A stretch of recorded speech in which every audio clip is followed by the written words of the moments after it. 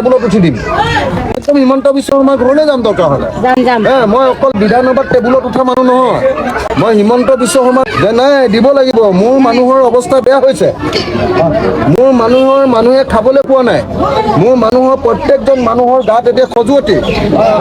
হয়নে নহয় চব বুঢ়া বুঢ়ী মানুহবিলাক চব বেমাৰী হৈ হস্পিটেলাইজ ছাগলী গৰু মৰি শেষ হ'লনে নাই যিকেইটা আছে তাৰো খাবলৈ একো নাই এতিয়া হয়নে নহয় আৰু ল'ৰা ছোৱালীৰ কিতাপ পত্ৰ শেষ দুখীয়া মানুহৰে হাজিৰা কৰি কৰি ঘৰ এটা বনাইছিলে সেই ঘৰটো শেষ ঘৰৰ ভিতৰত যদি এটা টিভি লৈছিলে সেইটো শেষ ফ্ৰিজ এটা যদি লৈছিলে সেইটো শেষ চব শেষ গতিকে 10 লাখ টকা যদি নিদিয়ে মই হিমন্ত বিশ্ব শৰ্মাকো শান্তিত থাকিব নিদিওঁ আৰু মই এটা কথা কৈছো যে যিবিলাক মানুহৰ লোন আছে বিশেষকৈ মটৰ চাইকেলৰ EMI গাড়ীৰ EMI আৰু বেংকৰ লোন সেই বেংকৰ লোনবিলাক যাতে অহা 6 মাহ বা এবছৰলৈ যাতে মাফ কৰি দিয়ে হয়নে পাৰিলে গোটেইটোৱে মাফ কৰি দিয়ক নোৱাৰিলে অন্ততঃ 6 মাহলৈ ৰখাই দিয়ক আৰু তাৰ ওপৰত কিন্তু কৰ লগাব নোৱাৰিব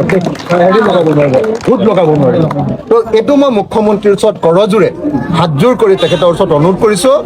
আৰু ইঞ্চুৰেঞ্চ কোম্পানীবিলাকক কৈ দিয়ক যে প্ৰত্যেকখন দোকানে যাতে ইঞ্চুৰেঞ্চৰ পুৰা পইচা যাতে পায় যাৰ যাৰ ইঞ্চুৰেঞ্চ আছে হয়নে নহয় বস্তু গাড়ী হেৰি সোমাই গ'ল গোটেই দোকানখনৰ 1 কোটি টকা লোকচান দোকানীটোৱে ছুইচাইড কৰিলে হ'ব এতিয়া হয়নে নহয় গোটেই লোন চোন লৈ মানুহটোৱে যেনে তেনে দোকানখন চলাই আছে হয়নে নহয় তো এতিয়া যদি চৰকাৰে অলপ সহায় নকৰে আমি মানুহবোৰ মৰি যাম সেইকাৰণে মই আটাইকে এই কথাখিনি ক'লো মই ঠিকে কৈ আছো নে কথাকেইটা